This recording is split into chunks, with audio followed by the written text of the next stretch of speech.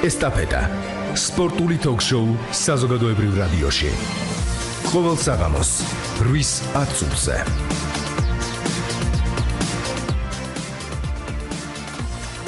მოგესალმებით, ეთერშია სპორტული ток-შოუ ესტაფეტა, მიკროფონთან ელენე ბილიხოძე. წარმოგიდგენთ დღევანდელი ჩვენი გადაცემის სტუმარს, საქართველოს ხელბურთის ფედერაციის პრეზიდენტი ბატონი ზურაბ კაკაბაძე. 240-92-92 კითხვა და მოსაზრება რადიო 1.ჟ-ზე გამოგვიგზავნეთ.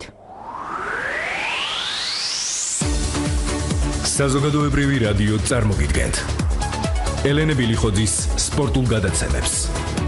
დილის სპორტი 8:05-ზე და 9:05-ზე. სპორტული ток-შოუ ესტაფეტა 19:10-ზე. სპორტის სამყაროში მიმდინარე მოვლენების შეჯამება ყოველი სამუშაო დღის ბოლოს 22:20-ზე. შაბათ-კვირას 22:00-ზე. სპორტი საზოგადოებრივი რადიოს ეთერში.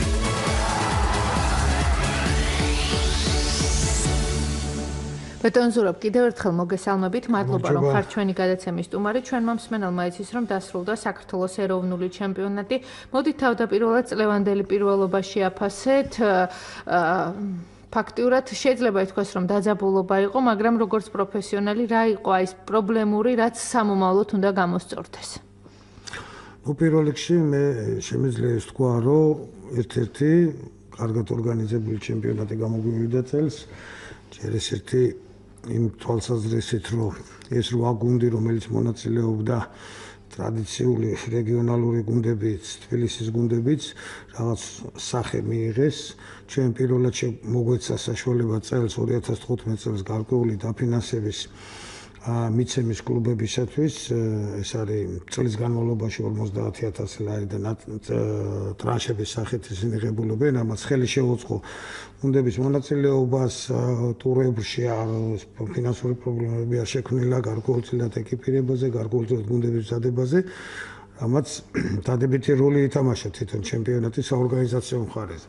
რაც შეეხება თვითონ თამაშის დონეს, ჩემპიონატი მაინც რაღაც ისე არის რა, ჩვენთან თამაშობენ ან ცოტა უფროსები, ან ძალიან ახალგაზრდები, იმიტომ რომ ეს საშუალო გოლი რაღაცნაირად რაღაცა პერიოდი ჩავარდნილი ქონდა თუ არა და დაახლოებით იცით, ძირითადი მოთამაშეები მაინც საზღვარგარეთ თამაშობენ და ისინი არ მონაწილეობენ ეროვნულ ჩემპიონატში.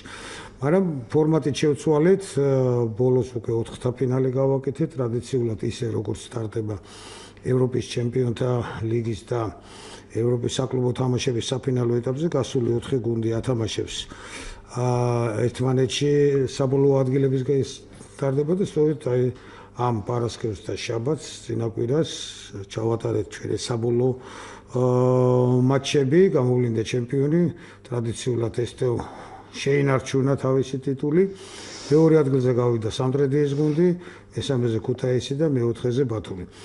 4-ვე თამაში, რომელიც ჩატარდა, ძალიან დაძაბულად წარიმართა და მიმაჩნია, რომ სამართლიანადაც გადანაწილდა ალბათ ეს ადგილები საბოლოო თლიანობაში. თამაშებიც საინტერესო იყო, ჩვენ ვახერხებთ, რომ მიუხედავად ტელევიზიების მხრიდან არ აგვაქვს ეს მხარდაჭერა სამწუხაროდ ჯერჯერობით მოპოვებული დიდი ხანია ვებრძვი, რომ რეპორტაჟები იყოს, თუნდაც ფინალური მატჩები საქართველოს ჩემპიონატი საინტერესო იქნება.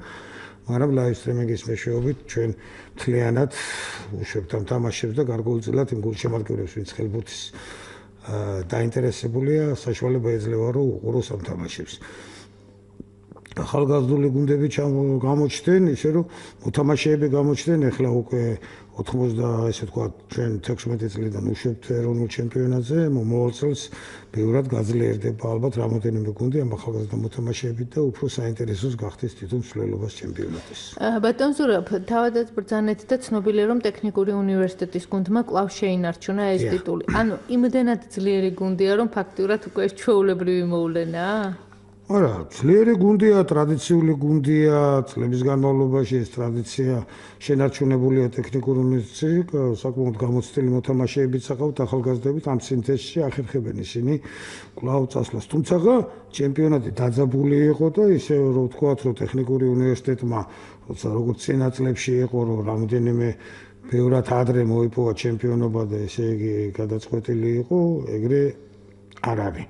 მაგრამ მაინც კიდევ ერთხელ ვამბობ, ის ტრადიციულობა, ის გამოცდილება, როგორც მოთამაშეების, ისე მწვრთნელების განაპირობებს თვითონ მე ტექნიკურ უნივერსიტეტს მაინც სტაბილურად თავიანთი სავარჯიშო ბაზა აქვს, ესე ძალიან მნიშვნელოვანი მომენტია, იმიტომ რომ ასე თუ ისე ბევრ კლუბებს მაინც ინფრასტრუქტურის მხრივ არ არიან თლად ისე განებივრებულები, ესე ვიტყოდი და 22-ე საქართველოს ჩემპიონის ტიტულის მოპოვება ეს პატარა რამ არ არის. არ არის პატარა, საწყის ეტაპზე ეს იყო ძირითადად ჩვენ და სამწუხაროდ ჩემპიონატიც არ ქონდა ისეთი კონკურენტი უნარიანი, ბოლო პერიოდში იყო ორი კლუბი, თბილისი და ტექნიკური უნივერსიტეტი ძირითადად, რომლებიც ასპარეზობდნენ ერთმანეთში, ძირითადად მათ შორის მიდიოდა პირველობასთან, ბრძოლასთან დაკავშირებით თამაშები, მაგრამ ამ ბოლო პერიოდში თუნდაც ის რომ აი უკვე ფინალურ 4-ეულში უკვე ბათუმის გუნდი გაჩნდა, ქუთაისის გუნდი გაჩნდა, სამტრედიის გუნდი გაჩნდა, სამტრედია მithumedes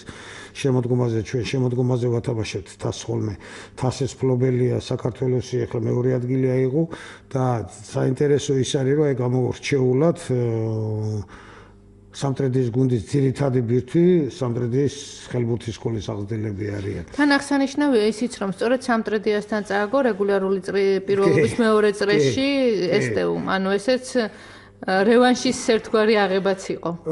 რევანშის აღებაც იყო და კიდევ იმის წარმოჩენა, რომ რაღაცნაირად ის კერები, ჩვენი სატრადიციული კერები, რომლებიც რეგიონებში არის და ეს არის იგივე ქუთაისი, ფოთი, სამტრედია, ბათუმი ჩვენ ძალიან მე მგონია რომ უკვე ნელა-ნელა უფრო კლავ რაღაცაირად დაებრუნებენ პოზიციას რუსთავი და თელავი, სადაც ყოველთვის იყო ეს გუნდები და თბილისში უფრო რთულად არის, იმიტომ რომ ინფრასტრუქტურის პრობლემები მაინც არის იგრძნობა, ტექნიკური უნივერსიტეტის გარდა ყველანი რაღაცნაირად შეკედლებულები არიან, ესე ვიტყოდი მე და მაგრამ მთლიანობაში რეგიონალში ის სკოლები რაც არსებობდა, იმ სკოლებში წლების განმავლობაში მაგითო ვამბობ, რომ ერთი ხელის მოსმით ძალიან ძნელია გუნდის გაკეთება, თუ არ მოხდება დიდი ინვესტიცია და მოთამაშეების ჩამოყვანა. შეუძლებელი ახლა საქართველოს ჩემპიონატში ინვესტიციას არავინ არ განახორციელებს რეალობიდან. სამწუხაროდ, მაგრამ რეალურად ის მუშაობა უკვე რამოდენიმე წლის რაღაც თანმიმდევრულად აჩენს და იმის საშუალებას იძლევა, რომ რეგიონებში გაჩნდნენ გუნდები, რომლებიც გარკვეულწილად უკვე მონაწილეობენ და საპრიზო ადგილისთვისაც იბრძვიან და ზოგ შემთხვევაში აგერ ტრადიციულ ჩემპიონსაც ამარცხებენ. ეს მე მგონია პირიქთკაია, რომ მათი დონე იწევს ცოტა ზემოთ და გარკვეულწილად ჟინი და მონდომება ჩემპიონი ყოველთვის შავ დღეშია, ყველას უნდა მასთან მოგება და ყველას უნდა გქონდეს. იგივე შედეგიც 38-22 მიანიშნებს, რომ ფაქტიურად ეს იყო საკმაოდ დაძაბული, საინტერესო და სანახაობრივი შეხვედრა. დაძაბული შეხვედრა იყო, ნამდვილად ბოლო მომენტში გაიქცა და დაახლოებით 2-3 ბურთის სხვაობით მიდიოდა მთელი თამაში. ცოტა ბევრი ბურთია ხელბურთისთვის, მაინც 30 რო გადაცდება ხოლმე, ეს ცოტა ბევრი ბურთი გაუშვეს რომ ამბობენ, მაგრამ მაინც დაძაბული თამაში იყო, რაც ასეამოვნო რა დანიცერცვადის სკოლაში ჩავატარეთ ჩვენ ეს თამაში, ფინალური ეტაპის 4-ეული და ფინალურ ეტაპზე ეს დარბაზი დიდი ხანია ესე მთლიანად მაყურებლებით შევსებული იყოს და მე მგონია რომ ვინც მოვიდა და უყურა, ყველამ სიამოვნება მიიღო ამ თამაშის ყურებით. და გათამაშდა საპრიზო ფონდიც, ესეც უჩვეულოა ჩვენი ჩემპიონატისთვის. საქართველოს ჩემპიონატს მოგვეცა საშუალება კიდევ ერთხელ ვამბობ, ჩვენ წელს პირველად აგვაქვს სახელმწიფო პროგრამით განსაზღვრული დაფინანსება ფედერაციას, საიდანაც ფედერაციის დაფინანსების ლომის წილი, ესე ვიტყოდი, დაახლოებით 45% ჩვენ კლუბების განვითარებაში ჩავდეთ, გითხარით ის გარკვეული დაფინანსება ყველა კლუბს და პლუს 50,000 ლარის საპრიზო ფონდი იყო, გადანაწილდა 25-15-7-3 რაღაცნაირად ესეც გარკვეული მოტივაციის ნაწილი იყო თამაშების დაძაბულობის. ბატონ ზურაბ, ამ შეხვედრის არბიტრი იყო უცხოელი, რამ განაპირობა ეს და რატომ მიიღეთ ეს გადაწყვეტილება? ძალიან დიდი ჩავარდნა გვაქვს ამის აღიარებას. ჩვენ არ გავურბივართ იმ პრობლემებს, რა პრობლემებიც არის საჭთა კონტინგენტის. რა თქმა უნდა, საჯები ესეთი ნაწილია თამაშის და ბევრ ამას განაპირობებს კვალიფიციური მსაჯობა და გარკვეულწილად გადავწყვიტეთ, რომ ჩვენ წყვილთან ელენე არაბულთან და ინა ჭკუასელთან ერთად ჩამოგვეყვანა გამოცდილი მსაჯები, ისინი ახალგაზრდები არიან.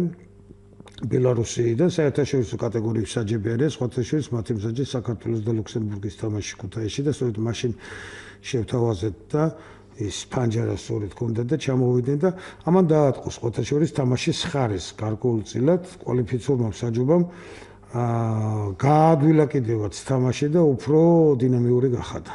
მესამე ადგილისთვის შეხვედრაზე რა სიტყვით? აქაც საკმაოდ დაძაბული იყო, თუნდაც ანგარიში პირველი ტაიმი 34-34 და საბოლოოდ 41-39 ქუთაისმა ბათუმი დაამარცხა. მან დამატებითი დროც იყო ყველაფერსთან ერთად 34 ის იყო საერთო დრო. საერთო დრო კი უკაცრავად იყო ესე დასრულდა.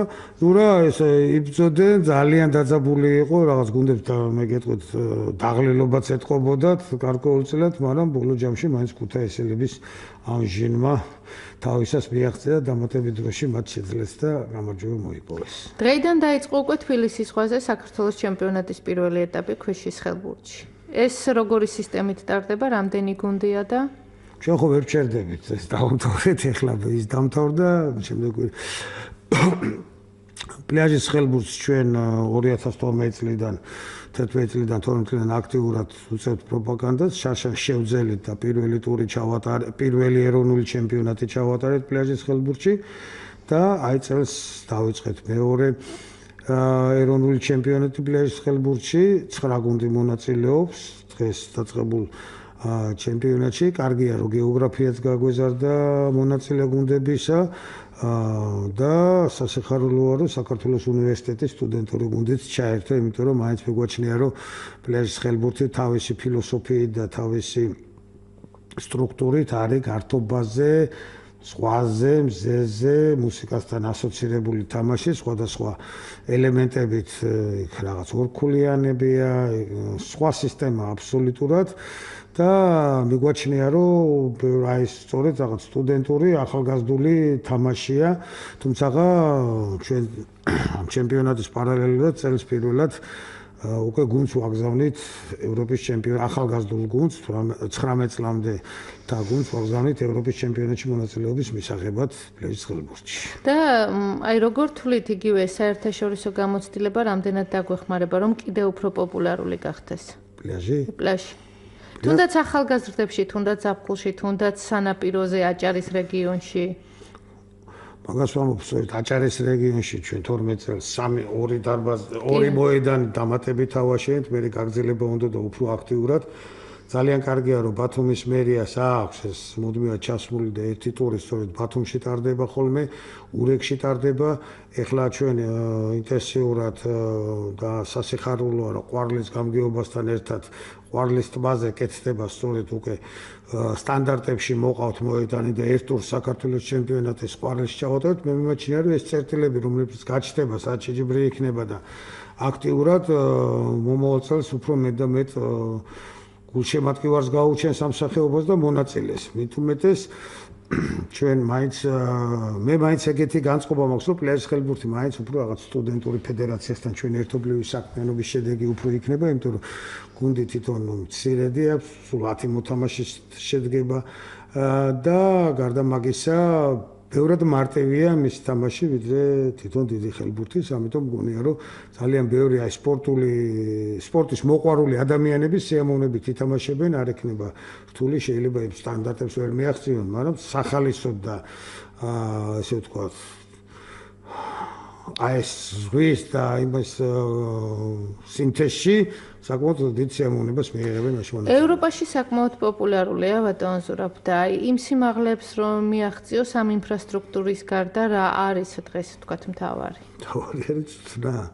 მაგარი კვალიფიციური ცვლილების მეშვეობით და რა თქმა უნდა სპორტულად ცხოვრება, იმიტომ რომ რაღაც შემთხვევაში ზოგჯერ ვიჭერ ხოლმე იგივე აი ახალგაზრდას, ვინც ჩვენთან არის სპორტსმენები თუ არ იცხოვრე სპორტი, თუ არ იყავი სპორტის ადამიანი, თუ არ გახდეს შედეგის მიღწევა წარმოუდგენელია. ზოგს ესე გონი, ზოგს ნიჭი აქვს, ზოგს რაღაცა ბუნება მაჩუქა, რაღაც ძალა, რაღაცა ის რაღაცა ეტაპზე რაღაც ეფექტს იძლევა იმისაც, რომ სტაბილურად გამოდიოდე და იყო წარმატებული სპორტსმენი, ამას უნდა ძალიან დიდი შრომა. კვალიფიციურად და სისტემატიური მონაწილეობა როგორც შეჯიბრებებში, ისე საწვრთნელ პროცესში, ისე რომ სამუშაო მაგხრივ ძალიან ბევრი, იმიტომ რომ თვითონ მე ევროპულ ქვეყნებში, სადაც არა ვარ, ეს ხალხი ამით ცხოვრობს და არიან სულ ეს რაღაც მობილიზებულები და იმიტომაც აქვს ეს შედეგი. აი ბატონ ზურაბ, საქართველოს ჩემპიონატის დასრულების შემდეგ თქვათ ახალგაზრდებიც გამოვიდნენ, საუკეთესო ბომბარდირებიც დაასახელეთ. ანუ არის ეს ის თაობა, რომელსაც შეუძლია რომ შეინარჩუნოს და გააგრძელოს, იმიტომ რომ იყო პერიოდი, როდესაც ეს თაობა საკმაოდ პრობლემური იყო. არა მარტო ხელბურთში, არამედ რამდენიმე მნიშვნელოვანი სახეობის გარშემო იდგა ეს საკითხი. ჩვენ გქონდა ჩვენ რამდენჯერ ხო გქონდა ეს საუბარი, ჩავარდნა სერიოზული იყო 90-იანი წლების მერე ჩავარდნა იყო. ჩვენ მაგალითად ორასაკში გვიჭირდა და ახალგაზრდული ნაკრებები ვერ გამოყვოდა, თუმცა ყოველ წელს იმართებოდა 2 წელიწადში ერთხელ ევროპის ჩემპიონატი, 2 წელიწადში ერთხელ მსოფლიო ჩემპიონატი და დღეს უკვე ევროპა და მსოფლიო იმაზე გადავიდნენ, რომ სამასაკობრივ ასაკობრივ ჯგუფში მართავს ამ შეჯიბრებებს. ჩვენ ადრე არ ქონდა საშუალება, წელს არის პირველად, როცა ჩვენ გვეძლევა საშუალება თავისუფლად ცალ-ცალკე დამოუკიდებლად დაკომპლექტებული ორ ასაკობრივ გუნდში გამოვიდეს. ეს არის 19 წლამდელები, რომლებიც ევროპის ღია ჩემპიონატს ეთამაშებენ და ეს იქნება 17 წლამდელები, რომლებიც ევროპის ახალგაზრდულ ოლიმპიურ ფესტივალს ეთამაშებენ. ისინი მომავალ წელს ავტომატურად ევროპის ჩემპიონატს თავის ასაკობრივ იმაში ჯგუფებში ითამაშებენ და ეს სწორედ ის რესურსი, ის ახალგაზრდა მოთამაშეები, რომლებიც მოდიან საბოლოო ჯამში, ესენი იქნებიან ის ბირთვი, რომელიც შექმნიან უკვე ეროვნული ნაკრების ბირთვს და იმედი მაქვს, რომ ის შევსება ეროვნულ ნაკრებს, რომელსაც წლების განმავლობაში არ ქონდა სტაბილურად, უკვე ნელ-ნელა გაუმჯობესდება. ბატონ ზურაბ, თქვენ ახსენეთ ნაკრებები, რომლებიც 2015 წლის ოლიმპიური ფესტივალისთვის ემზადებიან. მოდით, აი როგორია დღეს მოლოდინი, და რამდენად კმაყოფილი ხართ აი ამ მზადების ეტაპებით. ამის შესახებაც არაერთხელ გვისაუბრია, მაგრამ რაც უფრო მეტად და მეტად ახლოვდება, უფრო მეტია ინტერესი ბუნებრივია. ინტერესი მეტია, მზადების პროცესიც ბევრად უფრო ინტენსიურია დღესდღეობით. ჩვენ რა პოზიციაზეც ვიყავით, იმ პოზიციაზე ვართ, რომ გოგოების ნაკრები ალბათ კარგად გამოვლენ. იქიდან გამომდინარე თუნდაც რომ ეს ევროპის ჩემპიონატი, რომელიც ქუთაისში ჩატარდა და გარკვეულწილად ძალიან ბევრმა გაგვაკრიტიკა იმით, რომ ესეთი შედეგით, რატომ მონაწილეობთ ან რაღაცა. არ არსებობს ჩემპიონები არ იბადებიან და არ ჩდებიან და ერთ წელიწადში არ ხდება. პირველი ნაბიჯებია გოგონათა ნაკრების და იქ საკმაოდ დიდი გამოცდილება მიიღეს, საკმაოდ ძლიერ გუნდებთან ითამაშეს და მე იმედი მაქვს, რომ ოლიმპიადის დროს ბევრად უფრო სტაბილური და გაწონასწორებული გუნდი გვეყოლება გოგონათა შორის. რაც შეეხება ვაჟებს, აქ ტრადიცია გვაქვს, გამოცდილებაც გვაქვს, უფრო მეტი სელექციის საშუალება გქონდა, თორე უფრო დიდია და უფრო პოპულარულია მაინც ვაჟთა ხელბურთი საქართველოში. რა ვიცი, ისეთ ეტაპზე არიან გადასულები, ეხლა რამოდენიმე ტურნირი უწევთ. ნიშის დასაწყისში სწორედ ესპანეთში ძალიან დიდ ტურნირში მიიღებენ მონაწილეობას. ექნებათ ორი ტესტ მატჩი ბარსელონას თავისად, ბარსელონას ხელბურთელთა გუნდის თანატოლებთან, ისე რომ რაღაც მობილიზებულად მე ჩამოვლენ და იმედია უკვე აქ უკვე ტესტ მატჩები გვექნება ჩვენ იმის წინ და საინტერესო კიდე რამოდენიმე მატჩი იქნებათ, ისე რომ სრულად მომზადებულები გამოვლენ საბრძოლველად, რომ რა თქმა უნდა საპრიზო ადგილისთვის იბრძოლონ. ეს ვთქვათ, აი მონაწილე გუნდების შესაძლებლობიდან გამომდინარე არის დღეს რეალური ბატონ ზურაბ? აი როდესაც შედარებას ვახდენთ. აი გეტყვი ელენე რა, ძალიან ძნელია ჩვენთან ახლა რაღაც რო ვიწყებ ხოლმე ლაპარაკს, აბა ის ევროპის ქვეყნებში ხელბურთზე სიარულს და აქტიური სპორტით, ბურთიანი სპორტით ბავშვები ყავდებიან პირველი კლასიდან. ჩვენთან სამწუხაროდ აი ეს პირველი თაობა, რომელიც მესამე მეოთხე კლასიდან მოვიდნენ და ჩვენთან იყვნენ შეხებაში. გარდა მაგისა, რა თქმა უნდა, უზარმაზარი საშუალებები, კიდევ ერთხელ ამოფიგივე ის ინფრასტრუქტურას რო ვახსენებ, როდესაც საქართველოში დარბაზების უმრავლესობაში ზამთარში შეუძლებელია ჩატარება და ბავშვების ხალისზეც არ არის ლაპარაკი. მეორე კვალიფიკაცია, მესამე ტრადიცია, პლუს შეჯიბრებების რაოდენობა, სისტემატიური ხასიათი აქვს. ჩვენთან მაინც პრობლემატურად მიდის რაღაცნაირად აი ვერ დავალაგეთ როგორ თქვა კარგი ურთიერთობა სპორტულად კარგი ურთიერთობა განათლების სამინისტროსთან რომ განათლების სამინისტროსთან რაღაც თანხმდაში მოვახდინოთ იგივე სასწავლო პროცესი და სპორტული პროცესი რომ თანხმებით წავეყვანოთ იმიტომ რომ ის გაცდენები მე რაღაც გარკვეულ პრობლემებს ქნის ბავშვებისთვის მე გამოცდებთან დაკავშირებით მე მაინც გონია რომ რაღაც მომენტში უნდა შევძლოთ ჩვენ ერთობლივად განათლების სისტემასთან ერთად ეს სპორტული აქტივობები გავაძლიეროთ ეს მოდელი გაქვთ ბატონ ზურაბ თქვენ ძალიან აქტიური ადამიანი ბრძანდებით და რა მოდელი შესთავაზეთ იგივე განათლების სამინისტროს ჩვენ რაღაცა გამოცდილება გვაქვს და მიგვაჩნია რომ ძალიან საინტერესოა იმ ინფრასტრუქტურაში რაც განათლების სამინისტროს აქვს მათი ძირითადი დარბაზები არის 20 10-ზე 24 12-ზე და მე მიმაჩნია რომ მე-6 კლასელები უკვე ვეღარეთებიან მაგ დარბაზში ეს კლასი რო შედის ვერ ეტევა თუმცა ჩვენ თავაზობთ დაწყებით კლასებისათვის საერთაშორისო ხელბურთის ფედერაციის გადასარევ პროექტს ეს არის მინი ხელბურთი სადაც ერთდროულად გაკვეთილზეა ძალიან ადვილი ადაპტაციისთვის ძალიან ადვილია იმიტომ რომ გოგონები და ვაჟები ერთად თამაშობენ ამ თამაშს აქვს თანდართული მარტივი სპორტული ესტაფეტები და ხელბურთის თამაში ეს ერთმანეთზე გადაჯაჭვულია რაც უადვილებს ფიზკულტურის მასწავლებელს თუ სპორტის მასწავლებელს თვითონ გაკვეთილის პროცესში ადვილად ჩართოს ყველანი როგორც გოგონები ისე ვაჟები მიმაჩნია რომ სკოლის საწყის ეტაპზე ძალიან კარგი პროგრამა იქნება ეხლა ჩვენ რაღაც ინტენსიურად უკვე მოვამზადეთ სხვადასხვა ლიტერატურა იმისათვის რომ აქტიურად გავაგრძელოთ, იმიტომ რომ რომელიღაც სკოლებში, რამდენიმე სკოლაში გვაქვს, რამდენჯერმე ჩავატარეთ, მე გარკვეულწილად იგი ხან დაფინანსების პრობლემაა, ხან რაღაც ალბათ ჩვენი თავმოუბრალობის, მაგრამ ეხლა რაღაც ახალი ეტაპზე გვინდა გადავიდეთ, რომ ისე რომ სექტემბრიდან ძალიან გავააქტიუროთ. თუმცა იქამდე რამოდენიმე ფესტივალს მინი ხელბურთში ჩვენ აუცილებლად ჩავატარებთ. აი, მოზარდების მხრიდან არის ბატონ ზურაბ ეს საპასუხო ინტერესი და მოთხოვნა? თუ მაინც ეს პროპაგანდა ჭირდება და მშობელზეა დამოკიდებული, მშობელმა რომელმაც იცის რა არის ხელბურთი და რა სარგებლობო მოაქვს, მოზარდიც უფრო თამამად იღებს გადაწყვეტილებას? მოზარდებს და ბავშვებს უყვართ ბურთი. სადაც არის ბურთი, ისინი სიამოვნებით მიდიან რა. მთავარი მე ჩვენ როგორ დავხვდებით, როგორი მომზადებულები ვიქნები და რამოდენ ინტერესს გაუჩენ და რამოდენ თვითონ საწვრთნელი პროცესი ბავშვებში სახალისო იქნება, რომ ისინი ხალისით მიდიოდნენ და ეხალისებოდნენ და მე როგორ ზემდგომ რაც უფრო ასაკში ადის, უკვე ინტერესები ჩნდებოდეს დაოსტატების შედეგზე ორიენტირებული. ამიტომ ამოფეს რაღაც საფეხურებივით მიდის. თუმცა მიმაჩნია რომ ამ საკლუბო სისტემაზე ჩვენმა გადასვლამ გარკვეულწილად რაღაცა უფრო ინტერესები გააჩინა იმ ბავშვებისაც, ვინ დადიოდნენ ხელბურთზე და უშუალოდ ნაკრებში ვერ ხვდება, მაგრამ ეს არ არის ტრაგედია მისთვის, ის კლუბში ვარჯიშობს და რაღაცნაირად ამ კლუბურმა, ამ დამოკიდებულებამ რომ არსებობს კლუბი, რომელიც რაღაც საქართველოს ჩემპიონატში თამაშობს, რაღაც გულშემატკივრობენ, რაღაც ყველაფერმა ერთმა უფრო საინტერესო მიმზიდველი გახადა მე მგონია ბავშვებისთვის. ბატონ ზურაბ, აი გასაგებია ეს მომავალი თაობა და გასაგებია ეს თბილისის დატვირთულობა, მაგრამ რეგიონებში არის თქვათ და არ გულისხმობ ისევ სამტრედიას ქუთაისს, ანუ ახალი რეგიონები როქაზე ჩნდება? თუ მაინც ეს ყველაფერი მწვრთნელზე და მის ინტერესია დამოკიდებული, ანუ ვინ არის იქ?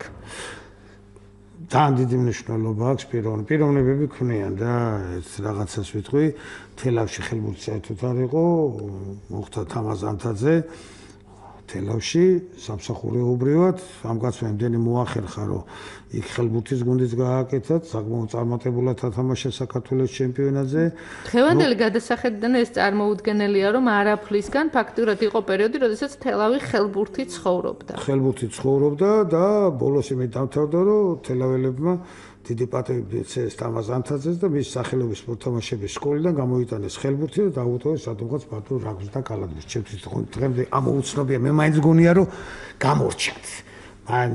მაინც მაგაზე ვჩები, მაგრამ ნუ ეგეთი კურიოზი მოახდინეს თელავში, იმიტომ რომ რაც არ უნდა იყოს, ვერაფრით ვერ გავიგებ, იმიტომ რომ ის დარბაზი აშენდა, სახელი დაერქვა ამ კაცის საპატივცემულოდ, ხელბურთი არავის არ გაუქმებია თელავში, მაგრამ ხელბურთი რატომღა დატოვეს დარბაზის გარეშე, ჩემს აბსოლუტურად გაუგებარი კურიოზი მოხდა და რატომღაც შექმნეს რაღაც ციპი, რომელიც არის მე არაბის რაღაც რაგბის და კალათბურთის საწინააღმდეგო არაფერი არ მაქვს ისინი და საერთოდ მიმაჩნია რომ რაგბი კალათბურთი და ხელბურთი ერთად ყოფილიყო საერთოდ არაფერი არ დაშავდებოდა და რატომღაც ეგეთი გადაწყვეტილება მიიღეს. აი ეგეთი კურიოზები მე აფერხებენ ხოლმე რაღაც განვითარებას.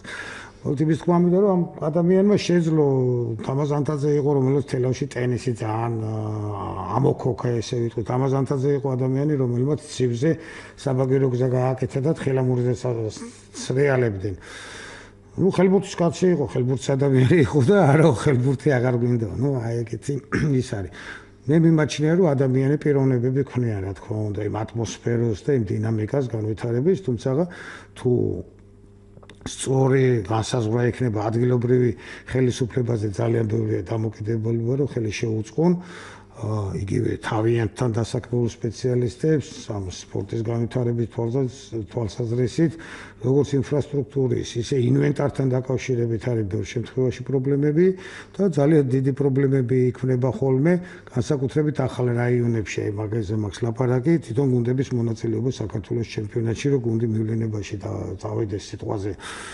ლაგოდეხის გუნდმა რო თბილისში ითამაშოს და რაღაცა ну რაღაც ხელშეწყობა არის მაგრამ ну სრულფასო უნდა გუნდი რომ წავიდეს ამოვიდეს დარჩეს 2 დღე თუ რაღაცა ამას გარკვეული დაფინანსება უნდა და ну რაღაცა ეს დაფინანსება არის სულ პრობლემა რა ამიტომ ამბობ ეს კლუბური სისტემა რაღაცაში დაგვეხმარება იმიტომ რომ ჩვენ რაღაც მაქსიმალურად ვცდილობთ რომ ეს გადავანაწილოთ რომ ყველას ხელი შეუწყოთ რომ მონაწილეობა მიიღონ ბევრ ადგილას აი ლაგოდეხი კი ვახსენე აი ლაგოდეხში გურჯაანში სენაკში ზუგდიდში ძალიან გააქტიურებულია უკვე ბოლო რამდენიმე წელი ისეთი აქტიური ის მაინც ვაჟები უფრო ვაჟთა ხელბურთი უფრო პოპულარულია?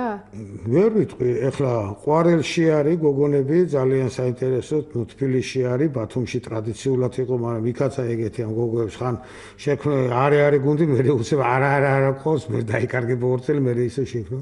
ფოთში ტრადიციულად არის, ეხლა ძალიან საინტერესო გუნდი იყო, იქაც ტრადიციები წყალტუბოში ყალიბდება. ზუგდიდელები მონაწილეობენ ხოლმე და მე ცოტა დიდები რო გაიზრდებიან აღარცალიად გოგოს საბურთაოთ ესე თქვათ რაღაც სხვა ინტერესები უჩნდებთ ისე რომ 4-5 ისეთი ცენტრი გვაქვს სადაც ეს ქალთა ხელბურთი მეტნაკლებად ვითარდება და მიმაჩნია რომ რაღაცა შედეგები უნდა რაღაცა ცოტა წარმოჩენა უნდა და ძალიან ბევრი ესე ვიტყვი ჩართული ადამიანი გაჩნდება მგონი ქალთა ხელბურთში ბატონ ზურაბ, ფაქტურად უკვე ცნობილია ის გუნდები, რომლებიც ჩამოვლენ 2015 წელს თბილისში ამ ოლიმპიური ფესტივალის პროგრამით. ანუ შეიძლება ითქვას, რომ ბევრი მათგანი ლიდერიც კი არის მისი შედეგიდან და პოზიციიდან გამომდინარე. მოდი თავდაპირველად ჭაბუკებზე ვბრძანეთ საფრანგეთი, შვეიცარია, სლოვენია და საქართველო. ხო, არა, ნუ რა უნდა თქვა. ეს გუნდები შეირჩა იმ პრინციპით, რომ რეიტინგით საუკეთესო 7 გუნდი. დიახ.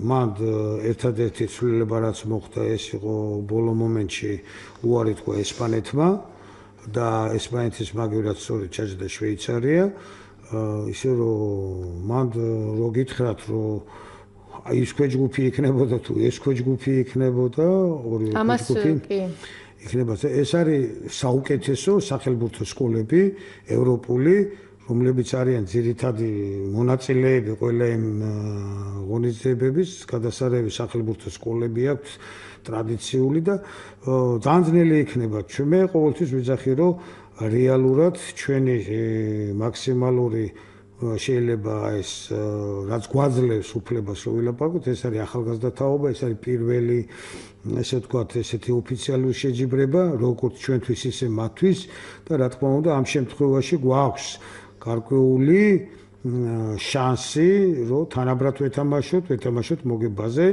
მით უმეტეს რომ საქართველოში იქნება თამაშები და ყოველთვის ეს შენი კედლები გეხმარებიან ზოგს გონია ხოლმე საჯი არ მოგეხმარება ეს იქნება ჩვენზე დამოკიდებული მე მგონი დიდ мотиваციას უქმნის ჩვენ მოთამაშეებს უფრო მეც და ამ мотиваციამ მათ უნდა გადალახოს თუმცა საწვნელი პროცესი ამ ასაკის გუნდთან ჩვენ ძალიან ინტენსიურად უკვე რამდენიმე წელია და мотиваციას უქმნის თავად აი ამ მოთამაშეების მეგობრებსაც რომლებიც მოვლენ უქომაგებენ და შეიძლება ხვალ აი ამ ყველაფრის ანაცვლოდ კიდევ ერთი ან 2 ან 5 გუნდი შეიქმნას და უკვე სექტორიდან სხვა აქტივობა იყოს. რა თქმა უნდა, მე ჯერ მეპარება, ყოველთვის ეგრეა, წარმატებული ეროვნული ნაკრების თამაშის მერე მე ან კარგი ურთიერთობა მაქვს იგივე კალათბურთელებთან, იგივე წყალბურთელებთან, როგორც კი შედეგი დადგა, ესე ვთქვათ, უკვე ვეღარ აუდიან სურველებს, რომლებსაც ეს ესეა და ამიტომ ყოველთვის ტელევიზიებთან ეგ დავამაქვს, რომ ცოტა აქტიურად ეროვნული ნაკრები გააშუქეთ, იმიტომ რომ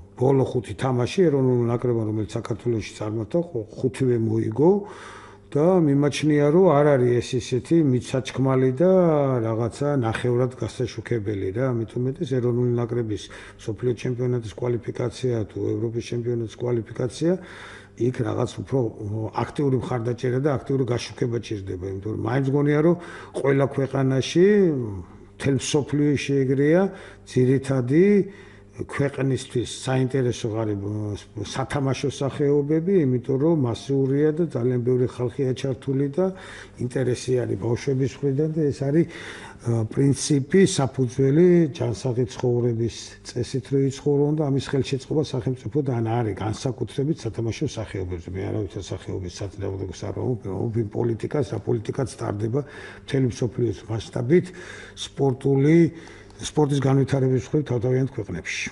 და აი ბატონ ზურაბ, ისევ 2015 წლის ოლიმპიურ ფესტივალს რომ დაუბრუნდეთ, ბოლო პერიოდში საკმაოდ აქტიურია, ვთქვათ, ის პოზიცია, რაც გაჟღერდა უკვე, რომ სპორტის სასახლე ვერ დასრულდება და ეს ყველაფერი 2017 წელს მსოფლიოს ჩემპიონატის მატჩებისთვის იქნება განკუთვნილი. მოდით აი ამ სპორტის სასახლის შესახებ ბრძანეთ, როგორია თქვენი კომენტარი?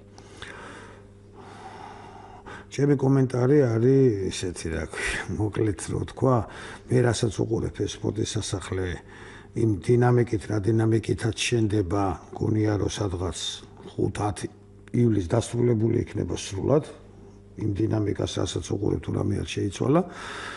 მეორე ის მომენტი, რომ 17 წელს აგვაქვს, ჩვენ 16 წელსაც ალბათ ევროპის ჩემპიონატის ერთ-ერთ ჯგუფს უმასპინძლებთ, საფინალო ეტაპის ერთ-ერთ ჯგუფს უმასპინძლებთ იმ ასაკში, რომელიც წელს 2015 წლის, ეს არის 98-99 წელს დაბადებულ ვაჟთა გუნდებს შორის. ეს იქნება ერთგვარი რეპეტიცია, ბატონ ზურაბ, მსოფლიოს 2017 წელს. რა თქმა უნდა, იქ 2017-თან დაკავშირებით კიდევ უამრავი პრობლემაა, იმიტომ რომ იქ თავიდან იყო განსაზღვრული, რომ 4 ქალაქი იქნებოდა და უშუალოდ თბილისი, ბათუმი, ქუთაისი, თელავი, მე რამდენადაც ვიცი სამივე ქალაქში რაღაცნაირად სამივე ქალაქში ნაკვეთები მიწის შერჩეულია თუ საუნდა აშენდეს, მაგრამ აი რაღაც დაპროექტების და ემის საკითხები ჯერჯერობით საბოლოოდ არ არის გადაწყვეტილი და ეს საკითხები ალბათ მოგვიწევს უფრო გავააქტიუროთ ძალიან ინტენსიურად, იმიტომ რომ იგივე მე სულ მიკვირს ახლა ჩვენ გადაწყვეტილება, რომელიც მიიღო საორგანიზაციო კომიტეტმა, ვერ ვამტყუნებთ ერთი ელემენტარული რამის გამო, რომ საკითხი იდგა, როცა ჩამოვიდნენ ექსპერტები 2015 წლის ბოლოს შეხვედრა რო იყო, კატეგორიულად დაეშვა, თუ არ იქნება სტანდარტული დარბაზი, ხელბურთის ტურნირი მოიხსნება. პირდაპირ ესე იყო დასმული, იმიტომ რომ სხვა დარბაზებს, რასაც თავაზობდა საორგანიზაციო კომიტეტი, არც ერთ დარბაზს არ დაეთანხმა ევროპის ხელბურთის ფედერაცია და ბოლოს გადაწყდა სპორტის სასახლე, რომელიც ერთადერთია დღევანდელი მდგომარეობით, რომელიც შეესაბამება ამ სტანდარტებს. თუმცა თუ ერთ დარბაზში იქნება ორივე ტურნირი, ეს დილის 8 საათზე უნდა დაიწყოს თამაშები, ღამის 12 საათზე დამთავრდეს და თვითონ ინტერესი ამ ხელა ღონისძიების, ამ ხელა მზადების, ამ ხელა იმის რაღაცნაირად მიმაჩნია ცოტა გართულებულია. მე მგონია, რომ ამ ეტაპზე მაქსიმალური ხელშეწყობა უნდა და იმ დარბაზს დამთავრება უნდა, თუმცა ამ გადატანა გადმოტანაც ცოტა არასერიოზულ შტაბეჭდილებას ტოვებს, მაგრამ მე ვერ წარმომედგენია, რომ დაუშვათ ტურნირი იმართებოდეს სპორტის სასახლეში ესეთი რეჟიმი და ამ დროს დარბაზი დასრულებული იყოს და ბოქლო მიედოს და შიგნით არაფერი არ ხდებოდეს. ესეც ცოტა ლოგიკას და საერთო იმისგან არის ამოვარდნილი. ნახოთ როგორ თუმცა თუ კი დასრულდება რამდენადაც ჩვენთვის ცნობილია, ეს იქნება სავარჯიშო დარბაზი, ვთქვათ. არა, არა, მე მაგას ვამბობ, რაღაც ლოგიკიდან ცოტა ამოვარდნელია ეს ყველაფერი, თუმცა ალბათ იგივე ერთგვარად ექსპერტებმაც განაცხადეს, რომ რაღაც თავი დაიცვეს აი ამ საფრთხეებისგან. მე კიდე ერთხელ ვამბობ, იდგა საკითხი და მე აბსოლუტურად არავითარ რევიზიას არ უწყებ ოლიმპიური ფესტივალის ხელმძღვანელობას, იმიტომ დასაკითხი იყო დასმული ხელბურთის ტურნირის საერთოდ მოხსნის შესახებ. ეს სპორტის სასახლის ვარიანტი გახდა მას შემდეგ, როდესაც ესე კატეგორიულად დაიშვა, რომ ჩვენ ხელბურთის ტურნირს არ ვატარებთ თბილისში და არ იქნება იქნება 8 სახეობაში და სწორედ ამ შემთხვევაში მოხდა გადათამაშება კალათბურთის ვერისბახში, გოგონების დინამოს ბაზაზე და ხელბურთის შემოტანა აქ მხოლოდ იმიტომ, რომ გადარჩენილი იყო და ის ესე ვთქვათ, სახეობა შეენარჩუნებია, ამიტომ მე აბსოლუტურად მესმის ამ დროს ამ მდგომარეობის, მაგრამ მეორე მხრივ ჩვენ სადღაც მაინც მგონია უფრო სიღრმისეულად, იმიტომ რომ ამხელა პროექტი ხორციელდება, ამხელა დარბაზი შენდება, ზოგს ადგილმდებარეობა არ მოწონს. ნუ ყველას რაღაცა კრიტიკული მომენტი. თქვენ მოგწონთ ადგილმდებარეობა? ისე რა, ეხლა რო გითხრათ იდეალური ვარიანტი, ნამდვილად ვერ გეტყვით, მაგრამ იმდენად, რამდენადაც ჩვენ ძალიან ბევრი ვიმუშავეთ და სხვათა შორის მანდ თანხმედრა იყო ჩვენი და დამკვეთების, როდესაც პროექტირებაში სულ ყველაფერია გათვალისწინებული საერთაშორისო შეჯიბრის ჩასატარებლად. ყველა ნიუანსი, იმიტომ რომ ყველას გონია, რომ მაყურებელი როგორ სავარძელში ზის, ეგ განაპირობებს. ამ დროს სულ პირიქით არის, ყველაფერი აწყობილია რამდენად კომფორტულად გრძნობს სპორტსმენი, რომელიც ასპარეზობს ზოგადად, ეგ არის მთავარი მომენტი. აქედან გამომდინარე, როგორ არის სპორტსმენების დაწყებული გასახდელებით, მათი მოსვლით, მათი შესვლით დარბაზიდან გამოსვლით, უსაფრთხოებით, მე ჟურნალისტების, იმიტომ თუ არ შუქდება ის სპორტი, ფასი არა აქვს, ამას უნდა გაშუქება, თლიანი უზრუნველყოფა, ეს დარბაზი ყველა იმ პარამეტრს, რომელი პარამეტრიც არის საჭირო, შეიცავს, რომ ჩატარდეს საერთო შეჯიბრებები. მაგრამ მე უცებ ერთი მინუსი ჩნდება, რომ საფინალო ეტაპი რო ჩატარდეს ევროპის ჩემპიონატი 5000 მაყურებელი ჭირდება და არის 3500 მაყურებლიანი. არის რაღაც ეგ ნიუანსები, აი მაყურებლის რაოდენობას ვერ მოახერხებთ, მაგრამ დარბაზი სპორტული თვითონ თვალსაზრისით იდეალური იქნება თავის ყველა პარამეტრებით. მსმენელი გველოდება ბატონ ზურა, გისმენთ, გამარჯობა. მოგესალმებით. გამარჯობათ ქალბატონებო, ბატონო ზურა, ასე გავიგე ფედერაციიდან, ხო? დიახ, ფედერაციის პრეზიდენტი, დიახ. ხო, რადიოში კი არა, ეს ტელევიზიაში არ სუქდება ხოლმე, თუ გავიგებთ თქვენ გადაცემით, ძალიან ცუდია, იმიტომ რომ ჩვენ ახალგაზრდები ვიყავით, რა თქმა უნდა, სპორტით დავიწყეთ. ახლა კი ბატონო ვართ რელიგიურები, დავდივართ ეკლესიაში, მაგრამ გვაინტერესებს, აი როცა აღჭრედება საქართველოს ჰიმნი, ამაზე დიდი ის რა არსებობს, აბა როდესაც ვერავინ ვერ დაჩება გუგლია რა, ხო სწორია. ხო და აი ხელბურთელები იყვნენ ის პირველები, არა კალათბურთელების შემდეგ, არა ვინც ჩემპიონები გახდნენ საბჭოთა კავშირში 62 წელს იყო გონი თუ არ ვცდები. მაშინ დიდებული თაობა ხელბურთის შერაცხული პელე, ასე უწოდებდნენ ის ჩერტვაძეს და იყო კიდევ აი თქვენ ძანეთ ახლა ანთაძეო, ექსეულზე იყო კოპალეიშვილი და ბევრი რა ზარდალეიშვილი და ეს შემდეგ. და იყო წინვალე გუნდი. აი მე მახსოვს მაშინ ევროპის თასზე რო გავედი ზაგრების გუნდთან წავაგეთ. ხო და ეს კანჯიზის მოხდა. და ეხლა რა მაინტერესებს, იცი, აი კი ძალიან გამეხარება მე თუ იქნება წარმატებები, მაგრამ რაღაც ცოტა ვერ ავხედავ ისეთ, აი თქვენ დამაიმედეთ ბატონო ზურა, აი თქვენ მოგმართავთ თქვენ. აი საქართველოს ნაკრები, აი კი ბატონო, თამაშობენ უცხოეთში კი გამიგია, მაგრამ აი თუ დანე ჩვენ რო დაახასიათეთ თითოეულ თვალთაგან, მადლობთ ყურადღებისთვის. კარგად გენდები. დიდი მადლობა, დიდი მადლობა.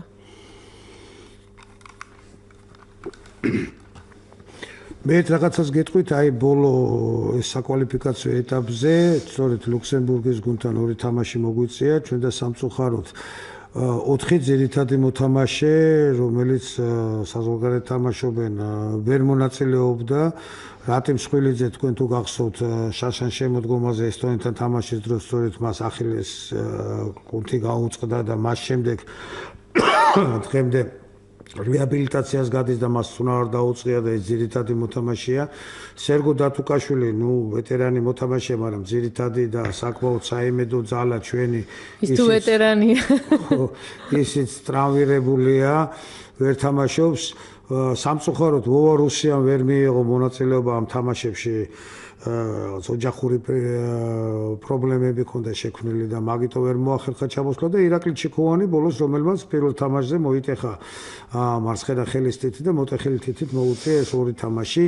თორე მე გარწმუნებთ რომ ამ საკვალიფიკაციო ეტაპზე ჩვენ უკვე რეალურად გუნდის სრულფასოვანი რო ყოფილიყო გავიდეთ. მანდ არის ჩვენი პრობლემა სწორედ მოკლე სკამი რასაც ვეძახით და ის წყვეტა რომელიც წყვეტაც საიდღემდე მოყვება და ლელა ვცდილობთ რომ რაღაცნაირად გამოვიდეთ ამ პრობლემიდან რომ ყავდეს ის მოთამაშეები, როდესაც ეს ტრამვები ხდება და ტრამვები ყველგან ხდება, სხვა ნაკრებებში ხდება, წამყვანი მოთამაშეები ვერ ახერხებენ ვერც ნაკრებს დაეხმარონ, ვერც კლუბს, მაგრამ ეს რეალობაა, სპორტის თანხმედრია, მაგრამ ამიტომ არის საჭირო რომ რეზერვი იყოს, შევსება იყოს და მე იმედი მაქვს რაღაც რამოდენიმე წელი დაგვრჩება ჩვენ რომ ცოტა მთლიანობაში დავდგეთ. რაც შეეხება 62 წელს ეს იყო მართლაც მოვლენა მთლიანად გუნდი და მე მინდა გითხრათ რომ ანალოგიურად ძალიან საინტერესო გუნდი იყო ჩვენი ეს იყო 70-ან 80-იან წლებში საშა ამპილოგოვის მეთაურობით მები ბერიაშვილები იყვნენ ზაზადოლიძე, ჯემალ ბარამიძე, ამბერგი ტაბიძე, რომლებიც სასწაულს აკეთებდა იმ პერიოდში, სწორედ საბჭოთა კავშირის თასიც ჰქონდათ მოგებული, რამოდენიმეჯერ პრიზიორები გახდნენ.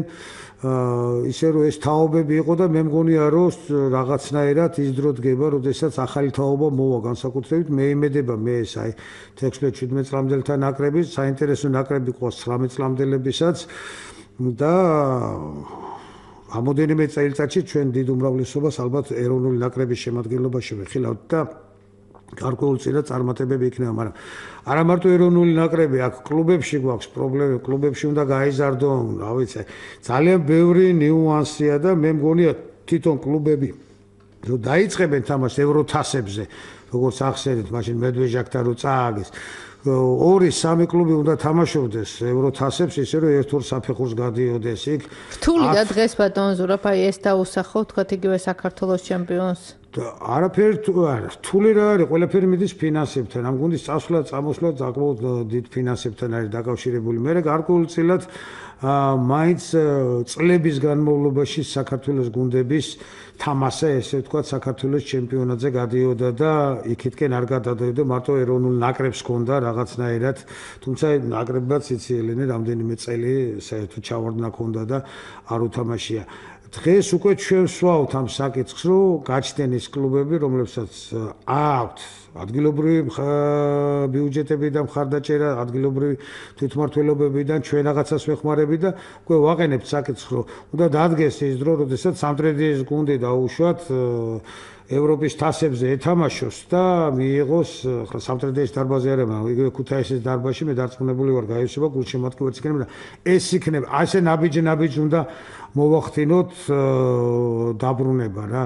ის ნათელი წერტილები რო ჩდება, მე რა თქმა უნდა ეროვნული ნაკრები ძლიერი ხდება და ეროვნული ნაკრებს რა თქმა უნდა უფრო მეტი რესურსი აქვს ამ ლეგიონერების დახმარებით. ფაქტურად ჩვენი გადაცემა ნელ-ნელა დასასრულისკენ მიდის 2017 წლამდე ბატონ ზურაბ თითქოს დიდი დროა, მაგრამ არც ისე დიდი დრო. რა კეთდება? აი ყოველდღიური განრიგი არის ალბათ უკვე შექმნილი, რა, როგორ ჩემდა სამწუხაროდ მე მაგას აი ახლა რაღაც უკვე ესე 2013 წლის ოქტომბერში საერთაშორისო ხელბურთის 2 წლის წინ თითქმის საერთაშორისო ხელბურთის ფედერაცია მიიღო გადაწყვეტილება საქართველოში მსოფლიო ჩემპიონატის ჩატარების შესახებ. ეს იყო საკმაოდ კვალიფიციური, საკმაოდ მონდომებული ხელბურთის ფედერაციის საქმიანობა. მე მაშინ სამთავრობო მხარდაჭერაც ჰქონდა მიღებული. ეს გადაწყვეტილება იქნა მოპოვებული, მე არავის არ ვეჯიბრები, არავის ის არ მაქვს, მე პირიქით ჩემი პოზიცია ეგეთია, რაც მეტი საერთაშორისო დიდი შეჯიბრებები ჩატარდება საქართველოს სპორტი მით უფრო განვითარდება და ყველა სხვა სახეობების ანალოგიურ მცდელობას მივესალმები, მაგრამ ამ პერიოდში და ამ სიტუაციაში მე თამამად შემიძლია ვთქვა, რომ ხელბურთის ფედერაცია იყო პირველი, რომელმაც მოიპოვა უფლება საქართველოში მსოფლიო ჩემპიონატის ჩატარების, ახალგაზრდულის, იმიტომ რომ დიდი მსოფლიო ჩემპიონატის ჩატარება ძნელია.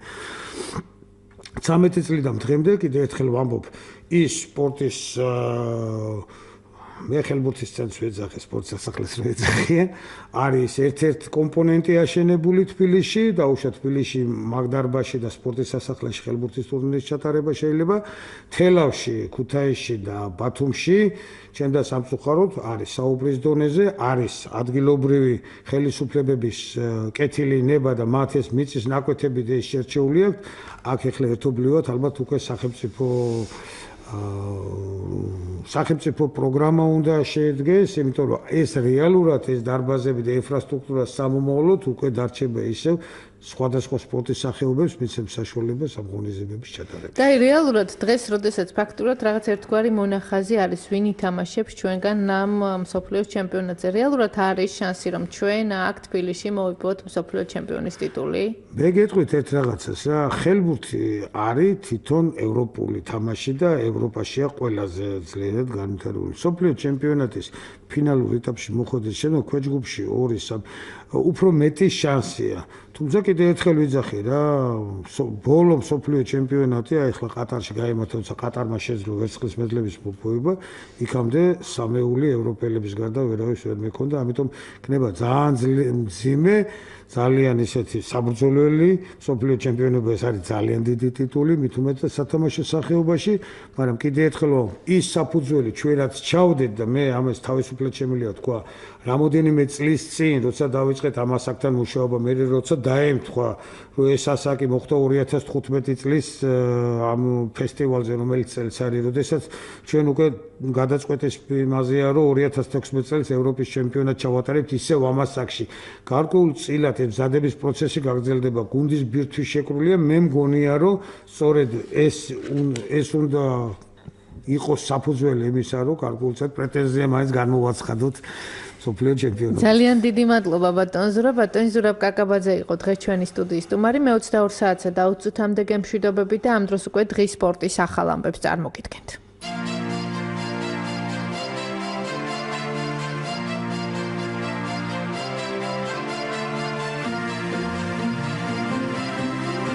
ესტაფეტა სპორტული ток-შოუ საზოგადოებრივ რადიოში. ყოველ საღამოს 8:10-ზე.